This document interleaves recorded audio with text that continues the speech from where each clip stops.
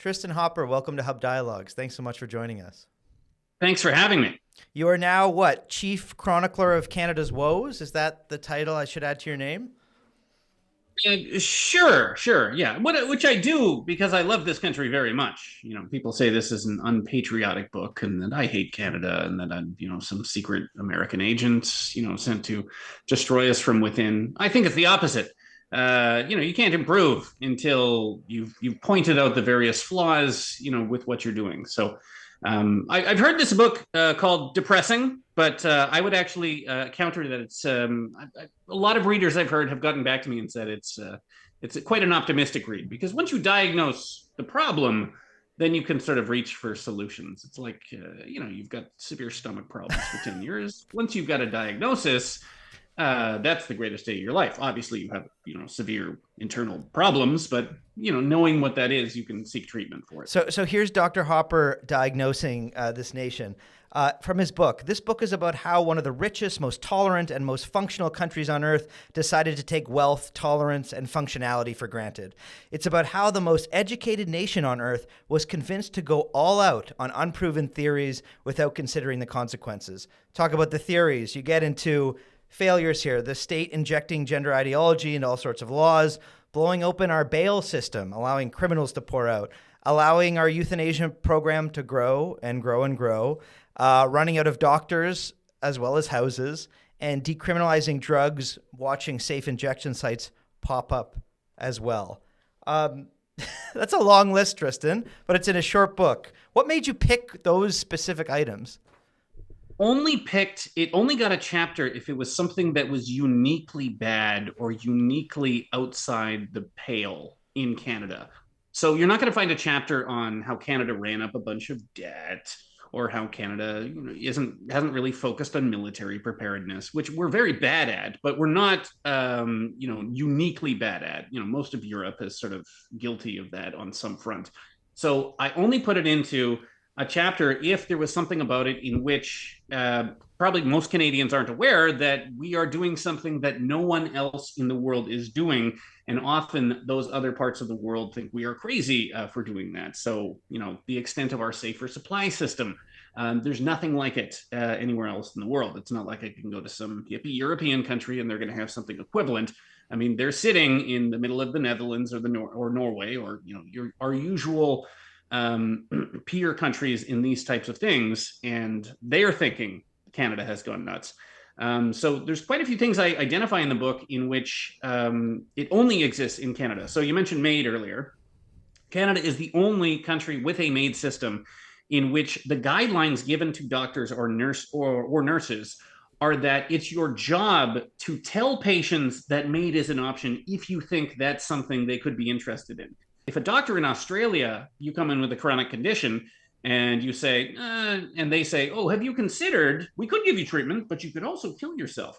That doctor could go to jail in Australia or be severely sanctioned. Now, the Canadian system says not only is it not illegal, but you're not doing your job if you don't tell someone that they could kill themselves if they feel like it. And there's a few of those things in which we think we're just running a system the same as the rest of the enlightened progressive world. But we've taken things a bit too far, which kind of explains why many of our problems are also unlike what is being experienced in most of our other progressive peer countries. So let's get into healthcare and euthanasia. One of the discoveries of your book I found was that there's these big societal altering problems, which you just discussed, one of them being euthanasia and expanding that program, but that they were decided at the hands of just a handful of people. Canada, as you say, home to the fastest growing MAID program in the world, representing now, I think it's 4% of deaths across Canada. In Quebec, it's 7%. But you say in the book, it's all thanks to a single lobby group with 14 staff members. Is that the case? Basically, yeah. So basically at the root of, obviously they had wider public support, but when you look at the court decisions, the court decisions against the court decisions, the legislation, the guidelines, I mean, the hand of dying with dignity is throughout this. They're probably one of the most successful single lobby groups, in the history of the Anglosphere, because you took a country that 10 years ago had no medical assistance in dying on the books, and suddenly we have the most liberalized medical assistance in dying program that has ever existed, at least, beyond ancient times. I highlight them in the book, and this observation has been made by other writers, particularly in a feature in The Walrus, just getting into how easy this was. As you mentioned, just 14 staffers, not a tremendously huge budget. So they've done all of this for less money than it costs to get a Super Bowl ad. I mean, just, go to your average American lobbyist and say, oh, transformative, country-altering change in Canada only took a few $1 million in 14 people. It's just because it's very easy. And there's sources quoted in the book who said there were people who knew the Canadian system worked. They knew there were very few checks. They knew there was very little skepticism, very little curiosity as to how something could go wrong. And one group who just knew how the system works was able to hammer in, pretty radical policy very quickly, and no one was there to stop them. So we're a very high trust society. Canada has a very long history of being run relatively well. So my sort of unifying thesis with all of this, and this wasn't my thesis going into it, I had no idea why Canada was more susceptible to all of these varying issues than anyone else. And I think it comes down to we have been a relatively well-run country. We think we're immune from the other problems of the world, racial tensions, all these are not things that happen in Canada. These are things that happen to other people. So we got so used to that conception of ourselves that we didn't even have the imagination to consider that bad policy could yield bad results. So we didn't have any defenses against bad ideas, unlike a more skeptical country. Where does that come from, Tristan? Like our urge for order, our love of, especially here in Toronto, let me tell you, bylaws, regulation, deference to authority and institutions. Why does that persist across this country? I mean, my theory going into it is because, as I mentioned, we were a generally well-run country. I mean, you can find exceptions to this, but economically, until 10 years ago, usually when Canada was cited abroad as a model for something, now we're cited as a model of what not to do. But usually Canada would just come up, if you want to run an immigration system, Canada is the gold standard of how to do it. We can be a high immigration country for many, many years, and we don't have domestic pushback against it, which is very unique to us. The Great Recession hits us, and we're able to get through it better than anybody else. We run into a sovereign debt crisis in the 1990s, and the way we deal with it is unlike any other country in terms of dealing with it. We really slayed the debt crisis really well in a way that is the envy of the world. Or just looking at healthcare, the idea that Canada has the world's greatest healthcare, which is absolutely not true, is so embedded into our conception of ourselves that we have just decided we are, the world's most well-run, peaceful nation. Mm-hmm. And that's bipartisan consensus, right? You mentioned the book. Oh, yeah. I quote, there's conservative MPs just a few years ago who will say, like, oh, by the way, world's greatest healthcare system. Who's the greatest Canadian? Obviously, Tommy Douglas, because he brought in Medicare. So when you're trying to offer fixes to a healthcare system, and there are many problems with our healthcare system, again, which are unique to us. I mean, everybody has healthcare shortages, but ours are, beyond the pale for this. It's hard to offer suggestions when you're not dealing with just, a standard policy plank. You're dealing with something that people see as fundamental to the Canadian character, and they've learned from birth is the greatest thing about this country and how we define ourselves as Canadian, and it is the greatest system in the history of the world. Yet, Tristan, you write 67% of Canadians are confident that if they got sick or had an accident, they'd be able to get the care they need. And you talk about people dying in hospital waiting rooms.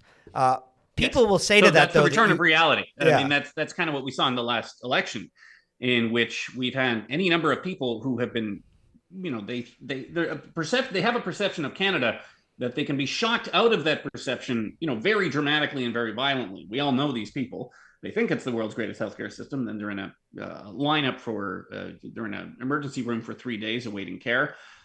People who have had interactions with the justice system, I often hear this from people who have just been, a friend or family member has been victimized. They assume when people commit serious crimes against children or something, they are put away and they are no longer a threat to public safety.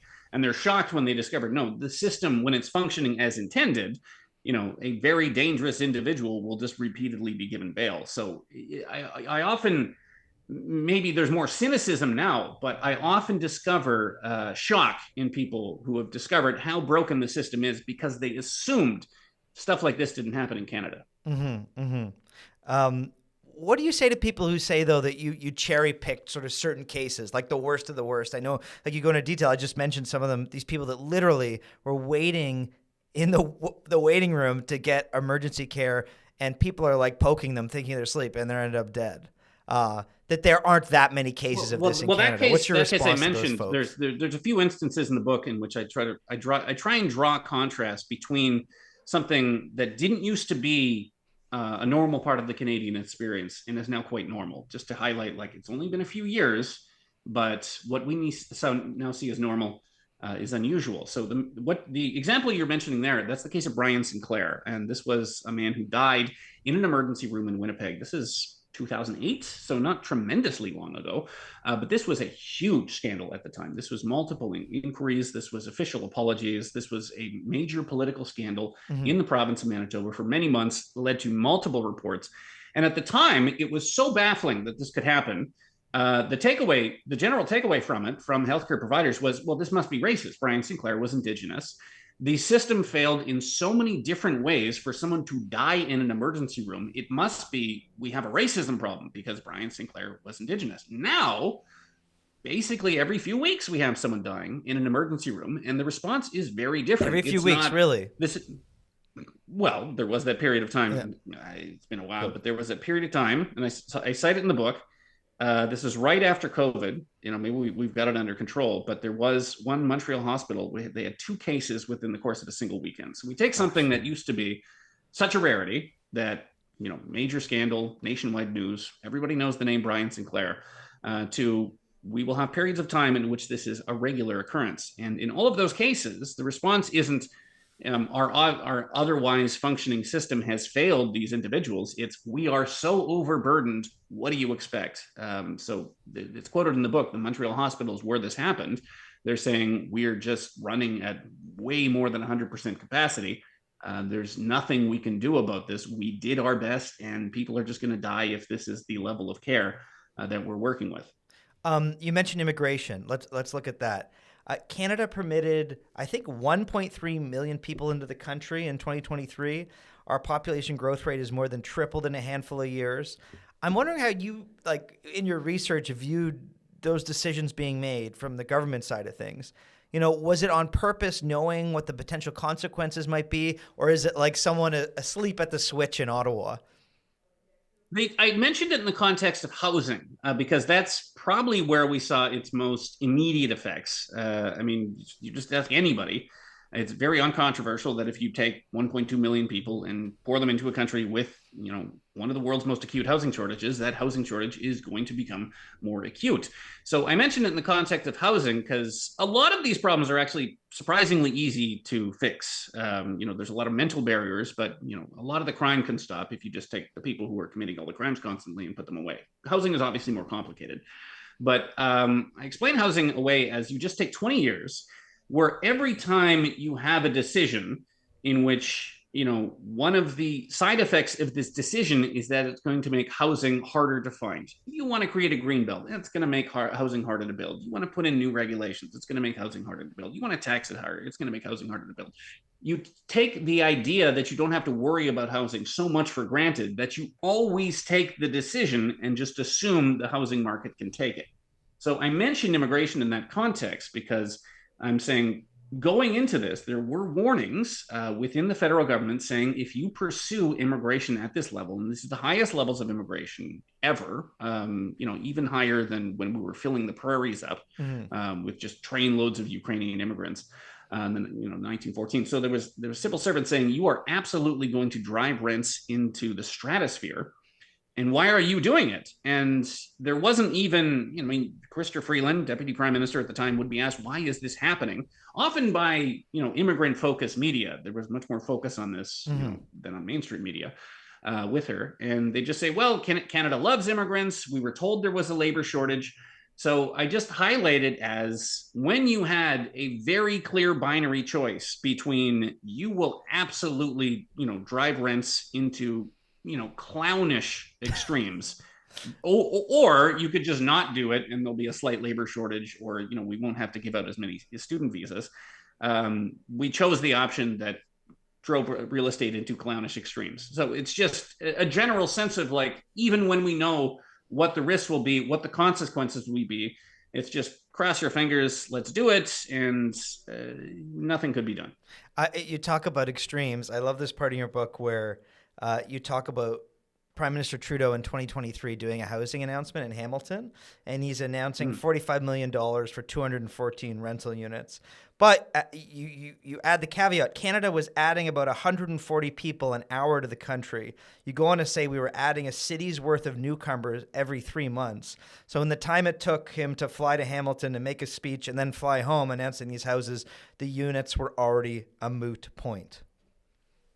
That's right. Yeah. So, I mean, that was all of those. There was a period of time when I think this is last year, where basically every major public announcement made by Justin Trudeau was him wearing a hard hat and standing in front of building housing for everyone. And yeah, each time that happened, I just did a quick calculation of we're going to bring in 1 million people. Even if every single room in that house, this is just one of those overstacked, people on bunk beds, people living in closets that we're now seeing in places like Brampton and Vancouver.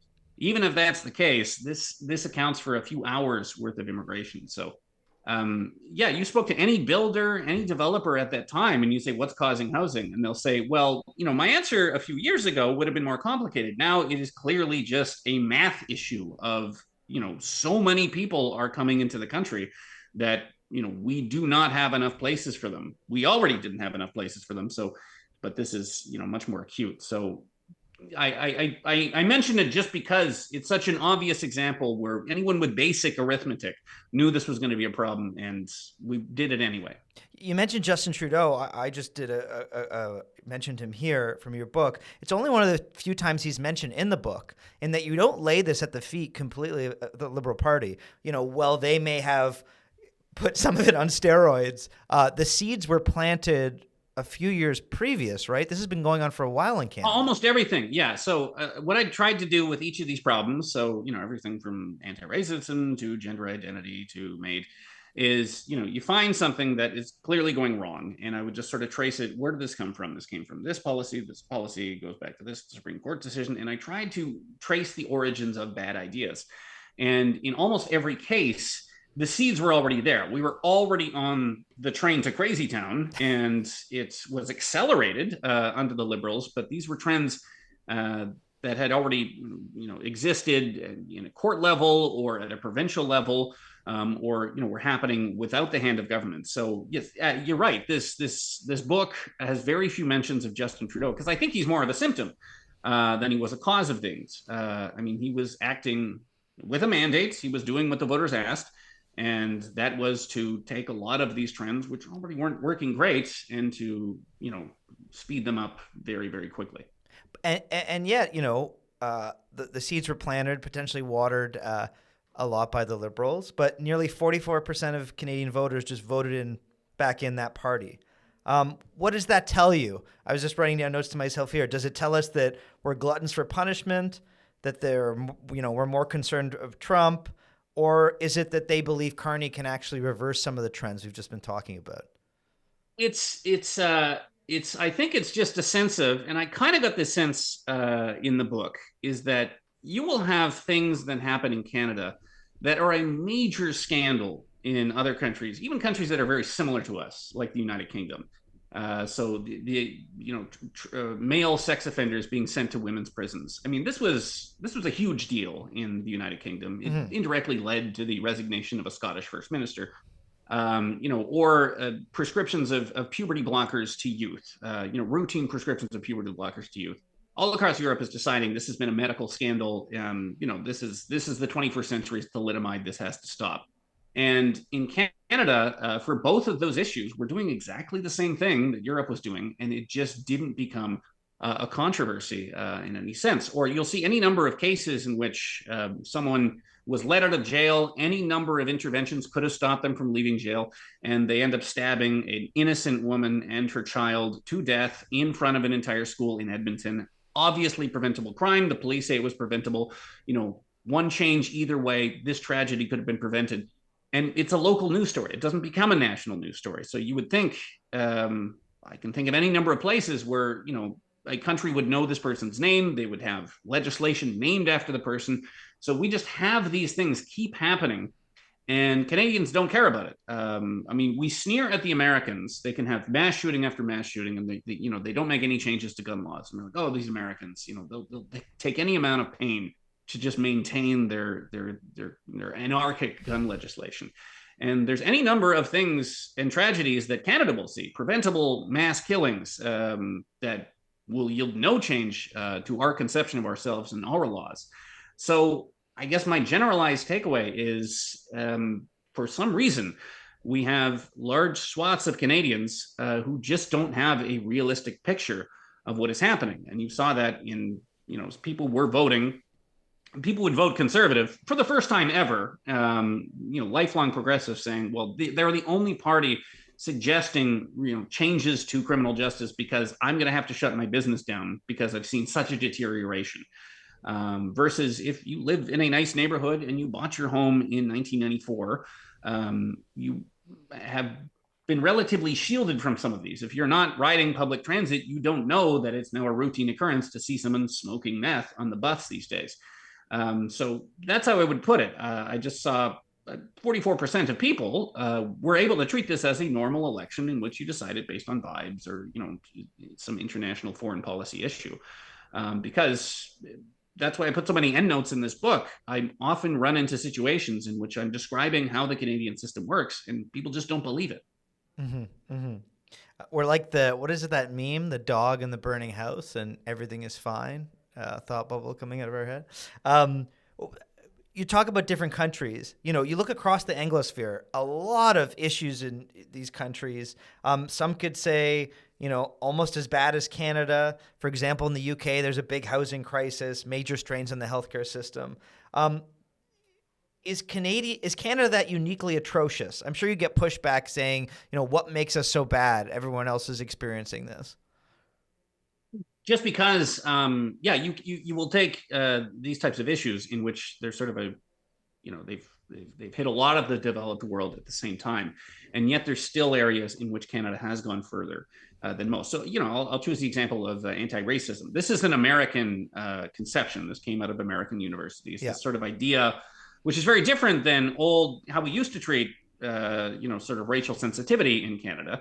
It wasn't too long ago that if you went to a racial sensitivity training course at your workplace, it was just treat people as individuals, do not prioritize race. If they've got a turban, it's none of your business. Don't think about it. If they're in a wheelchair, don't bring it up. They are your equal. Treat them as individuals, which got very much replaced with this idea that there's oppressor classes and there's oppressed classes, and any unequal outcome at the end is itself evidence of racism. So if a university department has a share of Black or Asian students that isn't exactly representative of the wider population, that shows that somewhere in the system, even if there isn't overt racism, there's got to be racism, because why else would there be a differential racial share at the end? So these types of issues, these are American issues. In many ways, Canada implemented them harder than anyone else. There are things where you have universities pretty routinely putting out job descriptions with explicit racial quotas. This job is only open to this particular demographic group, or even just declarations within the Canadian military. I cite it in the book. This is an official Canadian Armed Forces anti-racism strategy saying that racism is the system. We serve an inherently white supremacist country. So these issues do exist in the United States, but in Canada, they were just able to become much more embedded institutionally, both at government and other institutions. Because, as I mentioned, the defenses weren't there. We also have a very centralized system. It's very easy for one individual, be it in the court system or immensely powerful prime minister, to put through policy that people don't even know is there until they realize it's been on the books for several years. Mm-hmm. Just before we conclude, I think I want to touch on this crime issue because it's something that concerns me. You talk about, there's a rise in what's described as unprovoked stranger attacks. Like, what do you think is behind that? And the thing that troubles me as well is that in many cases, the bystanders are not assisting when said attacks are taking place. They're becoming more frequent, and people minding their business in the face of that are becoming more frequent. I've lived in bad neighborhoods. I mean, you would just have to quit your job and just wander around intervening and saving people. You'd have to just become a full-time superhero wearing a vest. I mean, I don't begrudge anybody who's not getting involved, because when you're just marinating in that all the time, it can be overwhelming. So yeah, I don't necessarily blame the bystanders, but it's just been a trend towards, a trend that has been the case in Canada for years, and what was just supercharged under the Liberal government. I mean, one of the major issues, and this is, Canada sort of invented this, the idea that you would have different sentencing for different people based on their identity groups. And again, like all of these things, was brought in with the best of intentions. This was rooted in the idea that we noticed there's Indigenous overrepresentation in prison. So we thought, well, there's probably something about the justice system that is, treating Indigenous people more harshly. So in the 1990s, you start getting systems where, well, now when an Indigenous person is being sentenced, we're going to have a glad-do report. The judge is going to consider their background, their various traumas, cultural issues, and maybe we can give lighter sentencing or some sort of system to get Indigenous people out of the system. That's been the law of the land for nearly 30 years at this point. It's done nothing about Indigenous overrepresentation, because the root cause is you have poor communities with broken social structures, which yield more crime. We just went on this assumption that it's only happening because of a racist justice system. But under the Trudeau government, starting in 2017, I mean, you had very explicit justice reforms, and under Bill C-75, which strongly discouraged bail on issues of identity. So, I mean, we've had cases, some more well known than others. The person accused of killing Grzegorz Przala, this was an OPP officer just killed in a random attack just after Christmas, I think 2 years ago. And we had that case. This was an individual was given bail by a judge. And when you actually look at the decision, the judge is saying, this person is a dangerous individual under normal circumstances. I would not let him go. However, under the provisions of Bill C-75, I'm paraphrasing somewhat, he says, my hands are tied. I'm told I have to consider his identity characteristics. He is a member of a First Nation, thus he has to be released. So when you actually sit down, and I quote some of them at length in the chapter, when you notice how often, like how sentencing judges have to consider, extended biographies of all the various, trauma that underlies what would have driven someone into criminality, just how embedded that is within the system, and how much the system is tuned towards the idea that, people should always be released and given early release as soon as possible. This idea that someone can just be a risk to public safety and they need to be put away where they can't hurt anybody, that is increasingly not an option under any circumstances in the Canadian system. When confronted by the numbers, there's people that have advocated for these approaches, but, now that they've been tried and tested and the results are, things are getting worse. Looking forward here, do you think that changes when these folks are presented with the stark numbers right in front of them? Numbers for just for show Indigenous incarceration, some of the issues we've been talking about. You implement these policies, and it's all whether you're exposed to it. So we mentioned the last election, and I mentioned this in the introduction. We're seeing real weird trends here in Canada. I mean, the last election, the average 25-year-old was more likely to vote Conservative than the average 65-year-old. I've never seen anything like that in Canada, anywhere in the Western world, that you have more conservative young people than you have older people. And you also had immigrants turning much more towards the Conservatives than your standard old stock white people, which is also very unusual. And my diagnosis of that would be these groups, young people and recent immigrants to Canada, are most exposed to failures of these issues. So, a park that used to be a fun place for kids to hang out is now a tent city with issues of violence. If you live in a safe suburb, you probably don't have to see that park, and it's not a part of your life. If you only tried to enter the housing market within the last 10 years and you ended up into a cheaper neighborhood you can't afford, you're more exposed to it. So I think there is an awakening. We're seeing it in some polls. Obviously, it wasn't reflected. Well, it was reflected in the minor numbers, but obviously the Liberal government won again. But we are seeing any number of polls in which you are having pluralities, if not majorities, of Canadians saying, "Oh, we need severe reform for the Canadian public health system. I'm willing to consider things I've never thought of before." Or that this particular gender ID policy in schools. I am a very progressive person. I want equal trans rights, but I do not want immediate affirmation policies within the schools. So I'm seeing signs of it. This obviously wasn't reflected in a massive federal decision, but I think the more Canadians are just exposed to the reality of what has occurred within the past 10 years, their minds do change. Just lastly, Tristan, is there anywhere we're succeeding in your research where you thought, hey, we're actually better than the other guys here, and there's some some promise, some light amongst the darkness? I'm still very happy to have been born in Canada. Amen. Within my lifetime, we used to be like, we're the greatest country on earth. Now economically, we're sort of top 20. There's another number of other places you could be born and you'd be equally well taken care of.